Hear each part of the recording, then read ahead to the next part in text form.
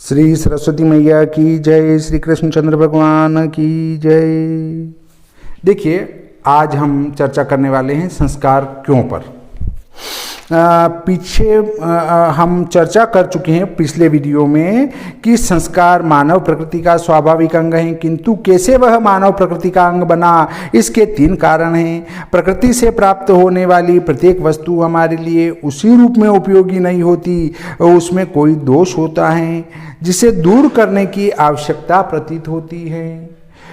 उपयोगी बनाने के लिए उसमें कुछ गुणों का सन्निवेश करना पड़ता है तथा उसकी कमियों को दूर करना भी जरूरी होता है। शब्दांतर में हम कह सकते हैं दोष मार्जन, गुणाधाम, हीनांग पूर्ति। इन 3 उद्देश्यों के लिए हम प्रत्येक वस्तु का विविध प्रकार का संस्कार करते हैं। खान से निकले हुए स्वर्ण को ही लीजिए। सुंदर मणि रत्न जटित मुकुट बनाने के लिए उसे उपरोक्त त्रिविध संस्कारों में से गुजरना पड़ता है। खात में से निकालने पर वह मिट्टी आदि से मिला हुआ मेला कुचेला धातु खंड मात्र होता है, न उसमें चमक न सुंदर छवि। उसे भट्टी में डालकर उसका दोष परिमार्जन होता है। अग्नि से उसका संपूर्ण मल दग्ध हो जाता है और एक दिव्य आभा तथा चमक से वह जगमगा उठता है। इसके अनंतर स्वर्णाकार अनेक प्रकार से घड़ कर उसे मुकुट का रूप देता है। यह गुणाधान है। उसकी रही सही कमी को मणि रत्नादि से जटित करके पूरा कर दिया जाता है। इस प्रकार त्रिविध संस्कारों के संपन्न हो जाने पर वह स्वर्णाखंड एक रत्न जटित राज मुकुट के रूप में परिणत हो जाता है। एक कमीज को ही लीजिए कि उस एक जो है कपास उगता है। कपास उगने के बाद उसकी रुई को फैक्ट्री के द्वारा निकाला जाता है, फिर धागे बनाए जाते हैं, धागे से कपड़ा बनता है। कपड़े को काट कर फिर टेलर उसको एक वस्त्र का रूप देता है और वस्त्र का रूप देने के बाद हम उसको धारण करते हैं। संसार की सभी वस्तुएं इन त्रिविध संस्कारों द्वारा संपन्न होकर ही पूर्णता को प्राप्त होती हैं। तो मानव जैसा सर्वश्रेष्ठ प्राणी माता पिता से गर्भ से ही मनुष्य रूप में उत्पन्न हो या उसे किसी संस्कार की आवश्यकता ही न हो, यह बात नितांत असंभव है। मतलब गर्भ से उत्पन्न होने के बाद यदि किसी संस्कार की आवश्यकता ही नहीं लगे, ऐसे तो सिर्फ भगवान हैं। परंतु भगवान ने गुरुकुल में अध्ययन करके ये सिद्ध किया कि तुम माँ के गर्भ से उत्पन्न होने के बाद भी किसी गुरु के सानिध्य में जाओगे तो ही तुम संस्कारवान बन सकते हो। इसलिए मनुष्य की जन्मजात इन कमियों को दूर करके सभ्य समाज के लायक पूर्ण मनुष्य बनाने के लिए संस्कारों का होना आवश्यक है। वैदिक संस्कारों के भी पूर्वोक्त 3 ही उद्देश्य हैं और 3 ही विभाग हैं। गर्भाधान, जात कर्म, अन्नप्राशन आदि द्वारा मनुष्य में शिक्षा तथा चारित्रिक विकास का सृजन करके गुणाधान क्रिया निष्पन्न होती हैं और विवाह आदि द्वारा हीनांग पूर्ति की जाती है। इसलिए संस्कारों का वर्गीकरण करते हुए मनु जी कहते हैं। मनु महाराज क्या कहते हैं? वैसे मनुस्मृति को लोग जलाते हैं क्योंकि वो एक आदर्श जीवन यापन का मार्ग प्रशस्त करता है, या मनुस्मृति ये कहती है कि तुम इस मार्ग पर चलो, जीवन तुम्हारा आनंद से परिपूर्ण होगा। इसलिए कुछ लोग कहते हैं नहीं इसको जलाओ, जलाने की कहेंगे तो लोग उस जो है मनुस्मृति को नहीं पढ़ेंगे, और जब मनुस्मृति को नहीं पढ़ेंगे तो हम उनको ढोर बना सकते हैं। अब आप कहेंगे क्या जो इतने जनता वो मनुस्मृति नहीं पढ़ रही हैं तो क्या वो ढोर हैं? तो देखिए, आपस में मार काट करना क्या है? अरे तुम बिना किसी कसूर के जो है आप मारधाड़ कर रहे हो। कोई अपना मकान बना रहा है, उसमें जाके टांग फंसा रहे हो।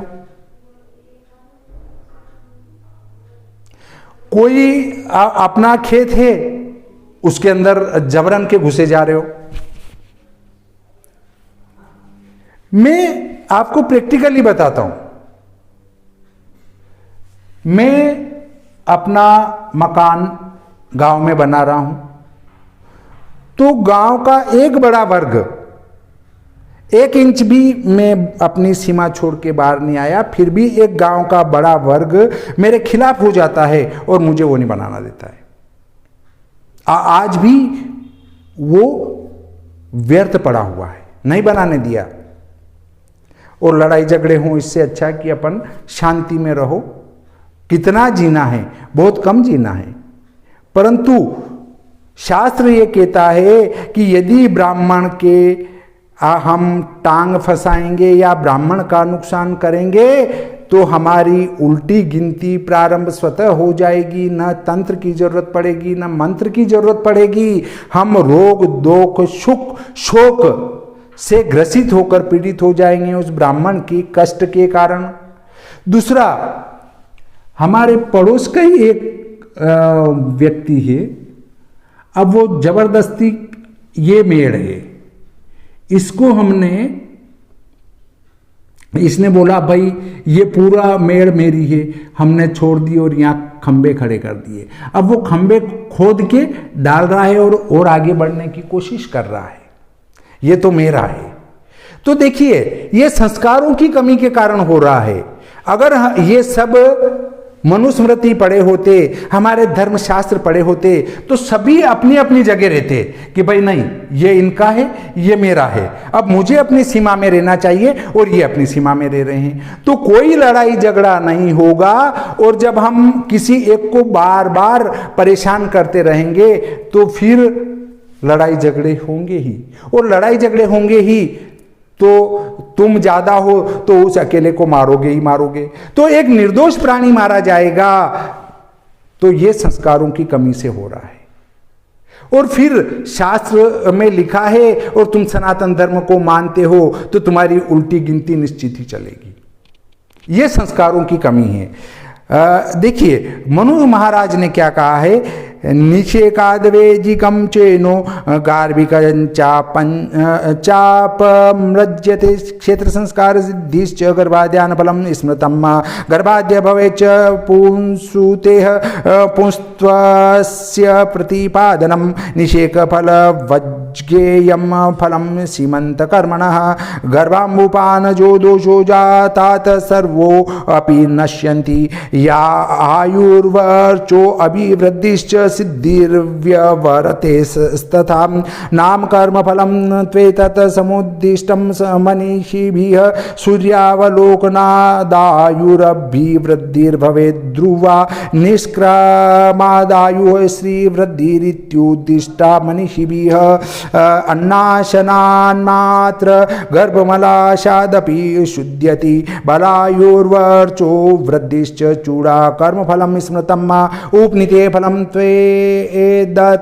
तद् द्विजता सिद्धि पूर्विका वेदाधीत्यधिकारस्य सिद्धि ऋषिभिरिति वेदाधीत्यधिकारस्य सिद्धि ऋषिभिरिताः पत्न्या सहाग्निहोत्रादितस्य स्वर्गफलं स्फुटं ब्रह्माद्युद्वाहसम्भूतः पितॄणां तारकाः सुतः विवाहस्य फलं त्वेतत् व्याख्यातं परमर्षिभिः। देखिए, ये बात कही है किसने? मनु महाराज ने। मनु महाराज ने कही है, इसका अर्थ होता है गर्भाध्यान संस्कार से बीज तथा गर्भ संबंधी संपूर्ण मलिनता नष्ट हो जाती है और क्षेत्र रूपी स्त्री का संस्कार भी हो जाता है। देखिए, बीज और खेत को संस्कारित किया जाकर उसमें बीजारोपण किया जाएगा तो फसल बहुत अच्छी प्राप्त होगी। परंतु यदि क्षेत्र ही कमजोर होगा, नष्ट भ्रष्ट होगा, तो अच्छे फल की प्राप्ति संभव नहीं है। इसलिए यदि माँ ही संस्कारी नहीं होगी, माँ ही इधर उधर भगने की कामना करती रहेगी, तो उससे उत्पन्न होने वाले संतान भी ऐसी होगी। माता अगर संस्कार रहित होगी तो पुत्र भी संस्कार रहित होगा। 7वें महीने से उस गर्भस्थ शिशु को ज्ञान प्राप्त हो जाता है और 7वें, 8वें और 9वें महीने में जैसी माता के विचार होते हैं वैसी ही उसकी संतान का जन्म होता है। यदि माता संस्कारहीन होगी तो निश्चित ही उससे उत्पन्न संतान संस्कारहीन ही होगी। तो देखिए, इस गर्भ से पुत्र ही उत्पन्न हो, इस अभिप्राय से पुंसवन संस्कार होता है। सीमंतोन्नयन का फल गर्भाधान संस्कार की भांति गर्भ की शुद्धि है। जात कर्म संस्कार द्वारा माता के खान पान संबंधी समस्त दोष दूर किए जाते हैं। नामकरण संस्कार से आयु तथा तेज की वृद्धि और लोक व्यवहार में नाम प्रसिद्ध होने से अपना पृथक अस्तित्व कायम होता है। निष्क्रमण संस्कार में शिशु को समंत्रक जगत प्राण भगवान सूर्य का दर्शन कराया जाता है, जिससे आयु तथा लक्ष्मी की वृद्धि होती है। अन्नप्राशन द्वारा मातृ गर्भ में मलिनता भक्षण से जो दोष उत्पन्न हो जाते हैं उन्हें शांत किया जाता है। बल, आयु तथा तेज की वृद्धि ही चूड़ा कर्म संस्कार का फल है। उपनयन से बालक द्विज की श्रेणी में आ जाता है और उसे वेदाध्ययन का अधिकार मिल जाता है। विवाह के अनंतर सपत्नीक अग्निहोत्र आदि अनुष्ठान द्वारा स्वर्ग लाभ होता है और ब्रह्मादि उत्तम विवाह के फल से सुपुत्र उत्पन्न होकर जीवित पितरों की सेवा तथा मृत पितरों के लिए श्राद्ध तर्पण आदि द्वारा उनका उद्धार करता है। यह सब विवाह संस्कार का फल है। स्मृतिकारों ने प्रत्येक संस्कार का जो फल निर्देश किया है उनकी वास्तविकता एवं वैज्ञानिकता पर हम अगली पंक्ति में विचार करेंगे, किंतु यहाँ इतना कह देना अप्रासंगिक न होगा कि संस्कारों से इस महत्व को भुलाकर ही हमने अधोगति को प्राप्त किया। और आज यदि हम वस्तुतः उत्पन्न होना चाहते हैं तो हमें संस्कार प्रणाली को पुनर्जीवित करना होगा। भारतीय इतिहास में उज्ज्वल रत्न राम, कृष्ण, वेद व्यास, बुद्ध, रामानुजाचार्य और शंकराचार्य जैसे आदर्श पात्रों की सृष्टि उसी संस्कार परंपरा का फल है। देखिए, संस्कार कितने, संस्कार के ऊपर मैं आपको एक आख्यान बताता हूँ, उसके बाद संस्कार की संख्या पर विचार करेंगे। किस ऋषि ने कितने संस्कार बताए, इन पर चर्चा करेंगे। देखिए, एक राजा साहब और एक धनिक दोनों के पुत्र हुए, दोनों साथ में बड़े हो रहे हैं। और एक दिन धनिक जी घूमते फिरते राजा साहब के घर पहुंचते हैं, दरबार में पहुंचते हैं। उन्होंने कहा, राजा साहब ये आपके घर रोज कौन सा पूजा पाठ चलता रहता है? तो कि साहब हम इस बच्चे के 16 संस्कार करवा रहे हैं। गर्भाधान, नामकरण, जातकरण, पुंसवन, सीमंतोन्नयन आदि ये संस्कार होते हैं, उनको कराते हैं और उसमें हवन आदि किया जाता है। देखिए, जब हम हवन करा करते थे तब ये पाश्चात्य शिक्षा ग्रहण करने वाले लोग कहते थे कि फालतू में घी जलाते हैं और धुआं करते हैं। पर जब इनने यज्ञ का वैज्ञानिक विश्लेषण किया तब इनको पता चला कि इससे वातावरण शुद्ध होता है, वातावरण शुद्ध होता है और वर्षा होती है। ये इन लोगों ने सिद्ध किया। तब ये कहने लगे, नहीं, यज्ञ तो करना चाहिए। और हम तो उससे पहले कह रहे थे, भैया यज्ञ करो, वातावरण शुद्ध होगा, घर में सुख शांति रहेगी, परंतु तुम कहा करते थे घी जला रहे हो, धुआं कर रहे हो। पर अब तो तुम्हें पता चला। ऐसे ही हमारे संस्कारों का भी महत्व है। तब देखिए, वो कहते हैं कि मेरे भी तो बच्चा बड़ा हो रहा है, देखिए क्या इसमें और आपके बच्चे में क्या अंतर है?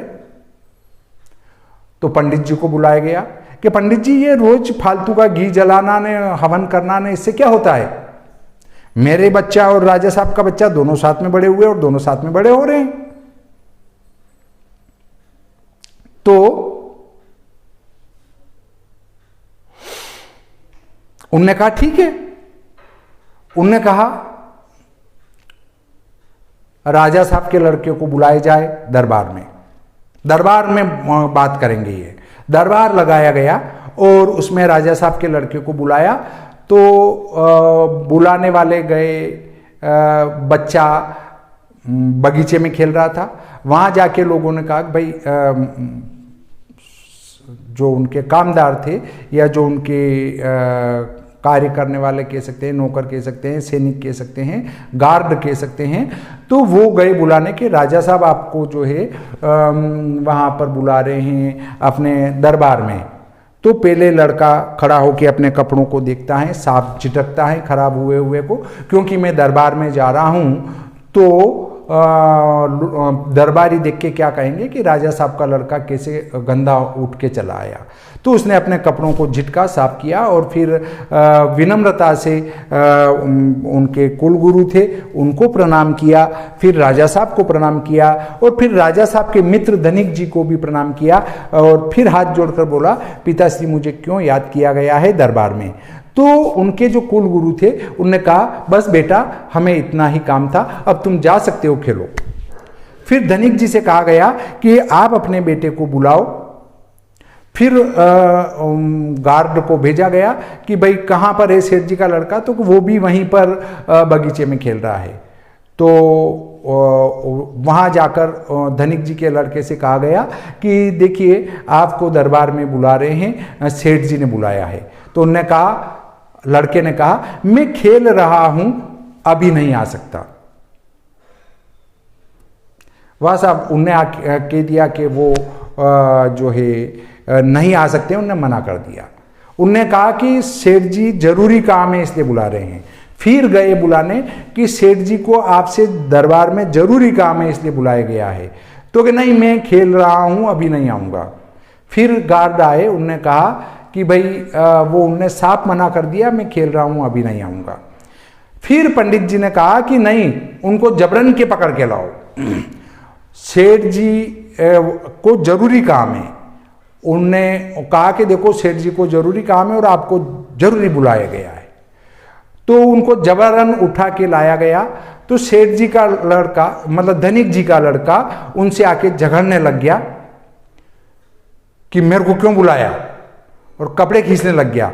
फिर उनने कहा, बस बेटा जाओ, इतना ही काम था। वो वापस खेलने चला जाता है। फिर कुल गुरु कहते हैं कि देखिए,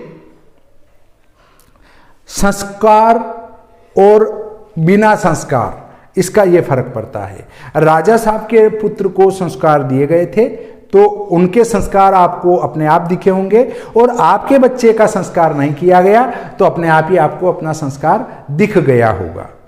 तो हम लीजिए अब इसकी संख्या पर चर्चा करते हैं। स्मृतिकारों के भिन्न भिन्न मत पाए जाते हैं। किन्हीं स्मृतिकारों ने 40 संस्कार माने, किन्हीं ने 25 और कुछ ने 16। महर्षि गौतम ने 40 संस्कार माने और महर्षि अंगिरा ने 25। भगवान वेद व्यास जी ने 16 संस्कारों को ही मान्यता दी है। देखिए, जब हम सबसे पुराने समय में थे तो हम 40 संस्कार किया करते थे। उसके बाद हम थोड़े आधुनिक हुए तो 25 संस्कार हो गए, उससे और थोड़े आधुनिक हुए तो 16 संस्कार हो गए, और उससे थोड़े और आधुनिक हुए तो गिनती के संस्कार रह गए हमारे पास। बर्थडे भी हम मनाते हैं तो वो अंडे वाली केक लाके और फिर मनाते हैं। मैं अपने छात्रों को जब कक्षा में पढ़ाता हूं तो उनको एक ही शिक्षा देता हूं, तुम अपने जन्मदिन को इस प्रकार मत मनाओ कि होटल में जाके मनाएंगे, वहां सब पिएंगे और डांस करेंगे, या इस प्रकार से मत मनाओ कि एक केक लाए और उसको काट रहे हो, फूंक मार रहे हो। हम सनातन धर्म वाले दीप जलाकर किसी कार्य का शुभारंभ करते हैं। हम हमारे जन्मदिन पर दीप इसलिए प्रज्वलित करते हैं कि हमारा वर्ष भर प्रकाशित होता रहे। और केक काटने वाले क्या करते हैं, फूंक मारो इस मोमबत्ती को ताकि मेरे पूरे वर्ष में अंधकार बना रहे, और फूंक मारकर उनको बंद कर दिया जाता है। वो भी हमारे खाने की चीज पर पेट्रोल के अपशिष्ट से बनी हुई मोमबत्ती जलाई जाती है और उससे निकलने वाला अपशिष्ट भी उस पर गिरता रहता है। फिर उसको फूंक मारकर बंद कर दिया जाता है कि हे अग्निदेव, हे दीप, तुम मेरे वर्ष में अंधकार बनाए रखना, इसलिए मैं तुम्हें बंद कर रहा हूं। उसके बाद वो अंडे से निर्मित केक को काटा जाता है, अर्थात एक हिंसा तो तुमने वो कर ही डाली कि 2-4 अंडे उसमें डाले ही होंगे। बहुत सारे कहते हैं कि नहीं साहब हम तो सनातन धर्म को मानने वाले हैं, कुछ कहते हैं हम तो राधा स्वामी को मानने वाले हैं, कुछ कहते हैं हम तो वैष्णव धर्म को मानने वाले हैं, कुछ कहते हैं हम तो जैन धर्म को मानने वाले हैं। अरे भैया, तो तुम इन धर्म को मानने वाले हो, तुम्हारे धर्म में कहां लिखा है कि केक काटो? तुम उस पाश्चात्य सभ्यता में क्यों जा रहे हो? हमारे धर्म में जन्मदिन मनाने की पद्धति में